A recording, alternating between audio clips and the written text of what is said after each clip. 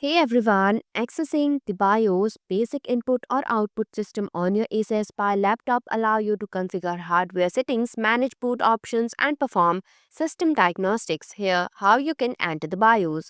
Method 1, using the F2 key during startup. Completely power off your laptop. Ensure the laptop is fully shut down. If it's in sleep or hibernate mode, perform a complete shutdown. Power on and access BIOS. Press power button to turn on the laptop. As soon as the Acer logo appears, repeatedly tap the F2 key. This should bring up the BIOS setup utility. Here is the note: the timing can be crucial. If you miss the Windows, the laptop will continue to boot into Windows. In such case, restart and try again. Additionally, some models may require holding the function key while pressing F2. Method 2, accessing BIOS through Windows settings. If you are unable to access the BIOS using the F2 key, you can do so through Windows. Open Windows settings, click on the Start menu and select the settings. The gear icon. Navigate to Recovery options, click on Update and Security. Select Recovery from the left-hand menu. Advanced Startup. Under the Advanced Startup section, click on Restart Now.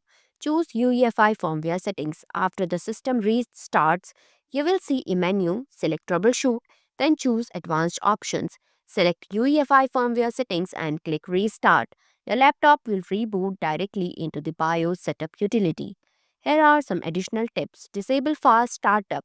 Windows 10 fast startup feature can sometimes prevent access to the BIOS. To disable it, go to Control Panel, then Power Options, then go to Choose what the power button do. Click on Change settings that are currently unavailable.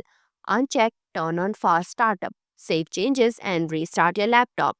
Use an external keyboard. If your laptop's keyboard isn't responsive during startup, try connecting an external USB keyboard and use it to press the F2 key. Thanks for watching. If you liked the video, please hit the like button.